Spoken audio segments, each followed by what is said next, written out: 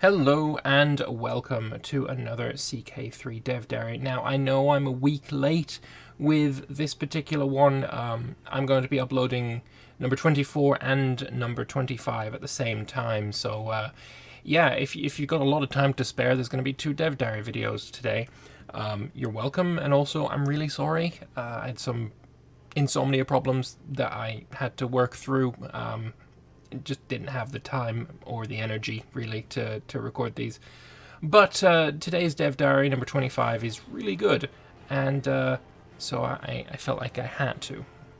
So, Heresies and Doctrines, what are these? Hello everyone, and welcome back to our final Dev Diary on religion in Crusader Kings 3.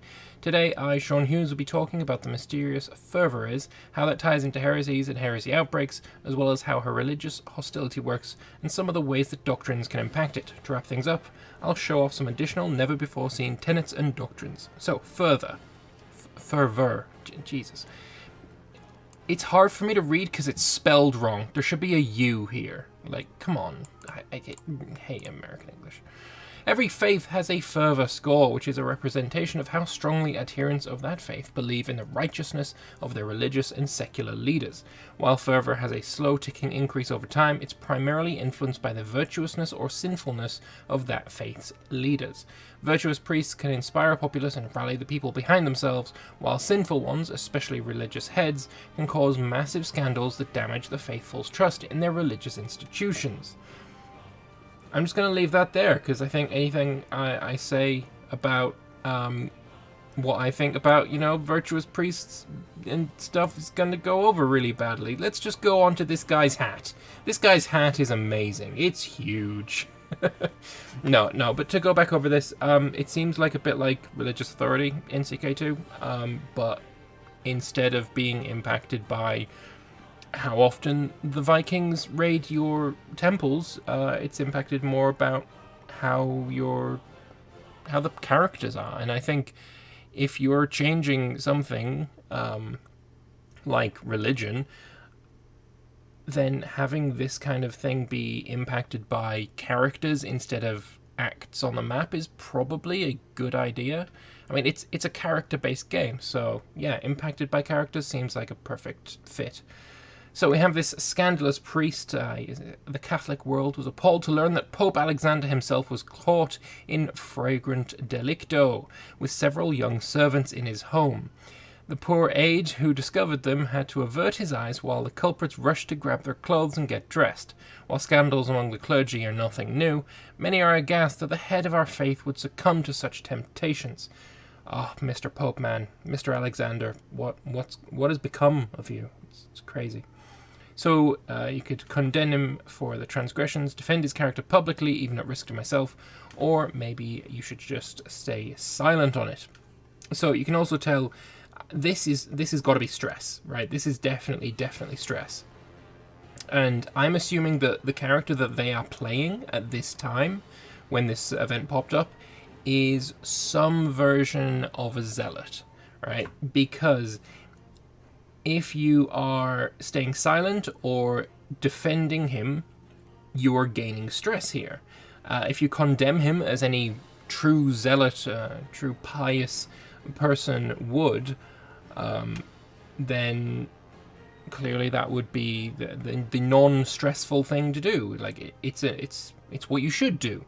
This is going against your character. Jesus, this thing is going against your character, so that's why it's giving you stress. So I love these events, not so much for the event themselves, but to see like what kind of things impact stress. And it seems like it's going to be pretty all-encompassing. So that's a great thing. So, we'll move on.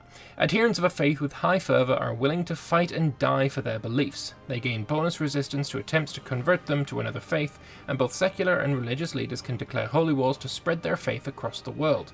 However, while these holy wars are ostensibly waged in the name of the divine, in practice they often tend to be little more than opportunistic land grabs. As a result, every holy war declared will slightly damage a faith's fervour, while losing land to a hostile holy war will actually increase your faith's fervour as the embattled faithful dig in and fight for their way of life. Fair enough.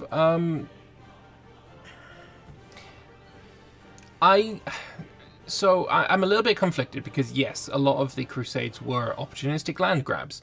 I mean, there was, what, like 12 Crusades in the Holy Land? Something like that. It's a crazy number, way more than in general people think. And yeah, a lot of them were opportunistic land grabs, but I'm kind of on the side of the First Crusades were actually religiously motivated, and especially for the common person. Like the Peasants' Crusade that got completely massacred, they were there for religion. They weren't there for opportunistic land grabs. So I don't think it should be all encompassing. Like, it shouldn't be that all holy wars are treated like this. I mean, they do say it often tends to be, so that isn't always. So I guess it's fair enough. But I do like the idea that if you lose a holy war, you gain fervor. Like, we must retake the Holy Land. It doesn't matter whose Holy Land it is, but we must retake it. We've lost our land to this heathen army. We must retake it. Yeah, that would definitely increase your fervor. And then I guess once you've retaken it, your sense of religious righteous rage goes down because you've accomplished your religious goals. So I guess no, it definitely I do think it makes sense. I just wanted to say about the Crusades, I guess. Anyway, when a faith... Actually, before I go on, I know I'm going to get some comments about, oh, you're wrong, the Crusades were this and that and whatever, because they're a very controversial subject. I will say, I'm not a Christian. I'm an atheist. So, for me, like, all the Crusades are clearly, like, not very well justified, but, like, at the same time, the people of the time felt they were justified. I mean, a lot of the wars in history were not justified by our standards today, but by the standards of their day, it was. And, judging people of the past by the future, all that kind of garbage. Basically, what I'm trying to say is just calm down in the comments. Basically.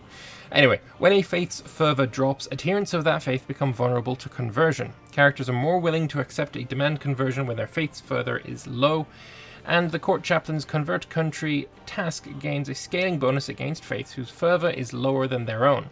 In addition, if fervor drops low enough, a faith becomes vulnerable to heresy outbreaks. So, a heresy outbreak is what happens when a ruler becomes disillusioned with their current faith and is swayed to join a different one. If there's already a heretical faith present nearby, they will convert to that one automatically. If no suitable heresies are around, they will become a heresiarch and start espousing the doctrines of a brand new faith, which is typically, but not always, one from their religion.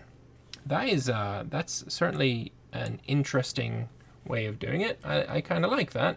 It'd be a little bit annoying if fervor drops too low and then you just get faith border gore, which is kind of what happens a lot in CK2. When you start with the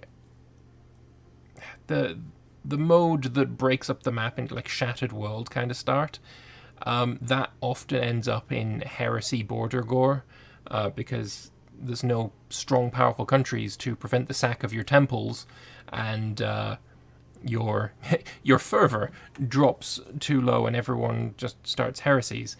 I'm hoping that it doesn't end up something similar if fervor drops too low, because that really kind of irritated me. It makes me not want to play Shattered World, where I do enjoy Shattered World in like every other game that they've got.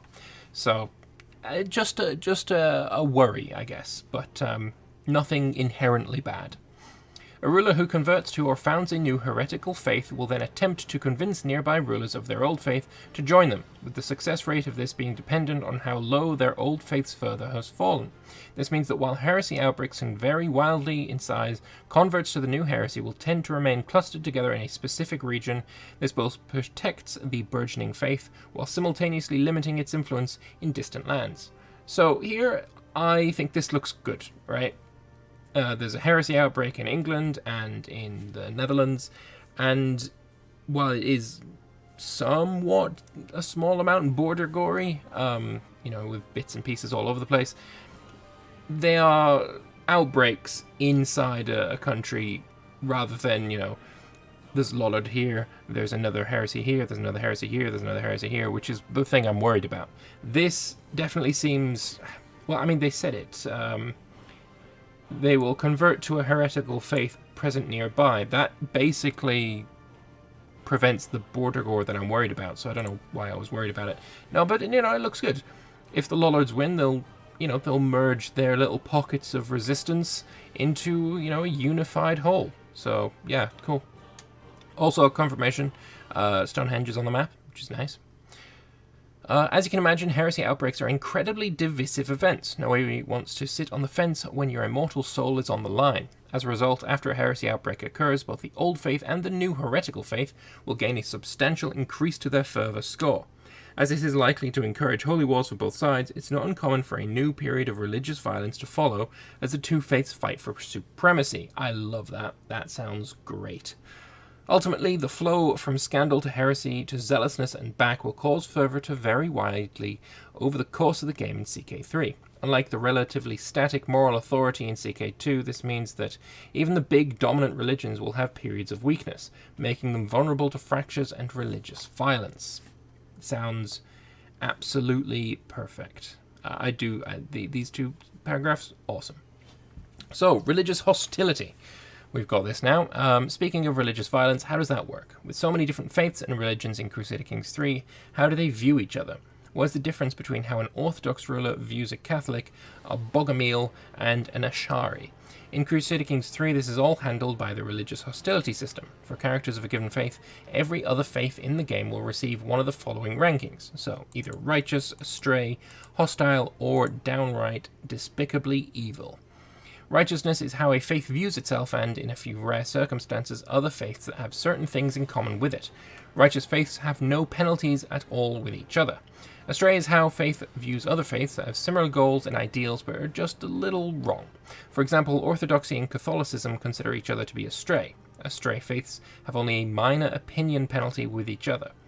I would imagine that this one specifically is going to have some events laid out for it to simulate the the schism, whether it can be mended or whether it can be made worse.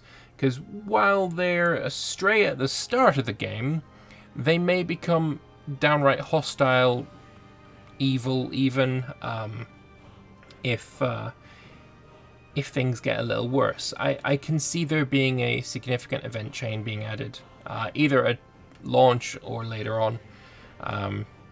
That could be quite interesting. Hostile is how most faiths view their heresies and other significantly divergent faiths. Opinion penalties are more substantial at this level, and rulers gain the ability to declare holy wars against rulers of hostile faiths. However, intermarriage is still common when it's politically convenient, and alliances can still be forged between rulers of hostile faiths. I love it. This is great. This is fantastic. Not being able to marry someone of a different faith in CK2 was really, really annoying. So, unless it was in your religious group, of course. So yeah, no, this is a lot more historically authentic, so for sure, that's good. Evil faiths are considered to be anathema and cannot be tolerated. Evil faiths suffer the most severe opinion penalty possibly, and holy wars against each other become commonplace. Rulers will almost never accept marriages with characters of an evil faith, so apparently it is possible, but almost never is...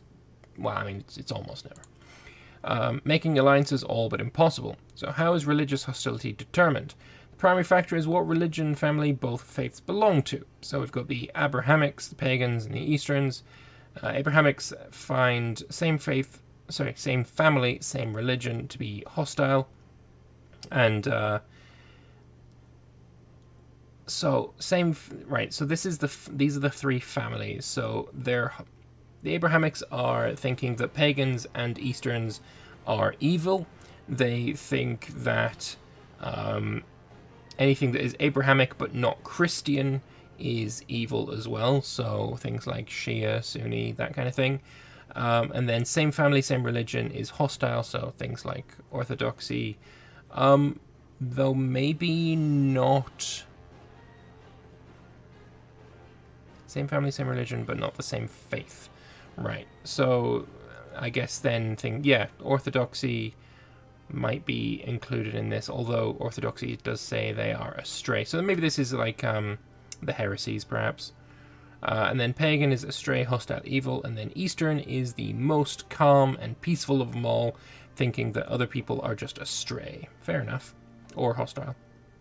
So, a screenshot of the spreadsheet showing how base religious hostility is calculated, with Abrahamic faiths being the least tolerant and Eastern faiths being the most tolerant. Yeah, sort of fits in with what I view these religions as. Yeah, fine. It's fine. But wait, if Abrahamic faiths view other faiths within the same religious has hostile? Yeah. Why do Catholicism and Orthodoxy only see each other as astray? The answer to that, my dear friend, is Doctrines. So, Doctrine and Tenets Showcase. Now we're going to take some time to reveal a bunch of the various doctrines and tenets available for faiths in Crusader Kings 3. For starters, the Catholic, Orthodox, Apostolic, and Coptic faiths all have the Ecumenism doctrine, which changes the hostility of any other faith within the same doctrine to just astray, thus allowing these faiths to have cordial relations with each other. I like that. I like that quite a lot. That's pretty damn good. Our religious leaders have historically been engaged in interfaith dialogues to increase cooperation amongst the different Christian denominations. I wonder if there is an ecumenism style thing for other families or other religions. That could be interesting as well. In a similar vein, the various Muslim faiths all have a doctrine representing their belief in the true succession for Muhammad. The various Sunni faiths all see each other as astray, with the same being true for the collective Shia faiths and the collective Muhakkima faiths. The embattled minority of Gnostic faiths have an ever stronger version of this. Having always struggled to have their beliefs accepted, they see all other Gnostic faiths as being fully righteous. This allows us to have coalitions of faiths within or even outside of a religion that see some faiths as allies and some others as enemies, completely changing the dynamic of how religious relations play out in Crusader Kings 3. Very cool. Through knowledge, the divine spark that rests inside you, all humans may be liberated and return to its heavenly source in the spirit realm. Nice. That's cool. I do like this system. Yeah, nothing to complain about. It's great. Finally, there are other tenets which can modify how your faith sees and is seen by faiths of other religions. So it's basically the, sympathy for other religions that you had. It wasn't called Syncretic. It definitely wasn't that, but it was like sympathy for pagans or something like that. So yeah, it's pretty much just an added part or just a rename basically. So syncretic folk traditions considered unreformed faiths to be hostile instead of evil. Fair enough. Humble becomes a virtue, arrogant becomes a sin. I like that. Because, I mean, if you are of the opinion that all people of other faiths than you are evil, that's a fairly arrogant thing to say. But if humble would be like, oh yeah, he's not that bad. He's fairly humble. Maybe he has a point, you know? Who are we to tell others that their traditions are untrue? It's not our place to lecture them about customs they have practiced for centuries. Instead, we should learn quietly about their ways. Fine. And this would be the cost for embracing this within your faith, I think. With folk traditions being the most expensive. And Christian syncretism, I don't know who you're playing as in this. Maybe this is when you're creating a new religion as... I don't know who it would be for, but it's some kind of pagan, I think. Maybe I'm missing something here, but yeah, it's making Christians seem cheaper for this. Yeah, it doesn't say there. Diplomacy is not your thing. Try some warfare, naturally. Members of the clergy can serve as commanders or knights, so you can have your battle pope. I love it. Fantastic. Got the pursuit of power. Rulers have a conquest CB against neighboring rulers. That's nice. Prestigious rulers can use an invasion CB once per lifetime. That's nice. Ambitious is a virtue. Content is a sin. I like that a lot because fuck content. It's horrible. We've got armed pilgrimages. Head of faith can declare a great holy war when the faith has high fervor. I love it. Fantastic. Get a bonus to convert faith in county councillor task. And you get an additional bonus upon the successful completion of a pilgrimage. Nice.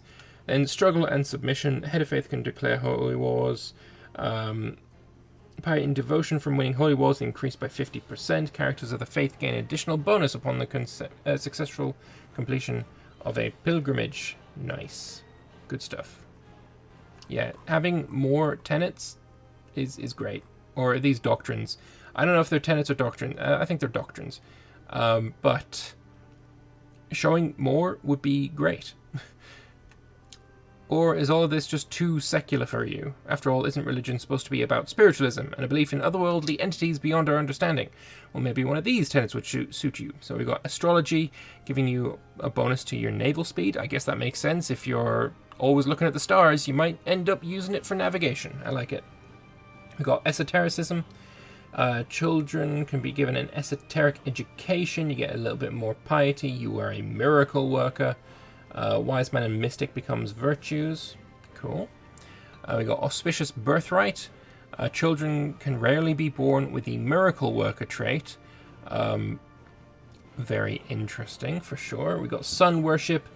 You take less damage, you take less attrition in deserts and desert mountains, which makes no fucking sense to me, because it doesn't matter how much you praise the sun, you're still gonna get a sunburn if you stay out in the sun too long. It doesn't matter how much you think the sun is a god, if you stare into the sun, you will hurt your eyes. It's just a thing that happens. Oh well. Sky burials. Rulers can give their ancestors a sky burial, gaining piety and pleasing their vassals. I like this. Disease resistance, you get a small boost to that, is pretty cool, and I guess very... I mean, it makes logical sense. Because the bodies are they're not staying around so long.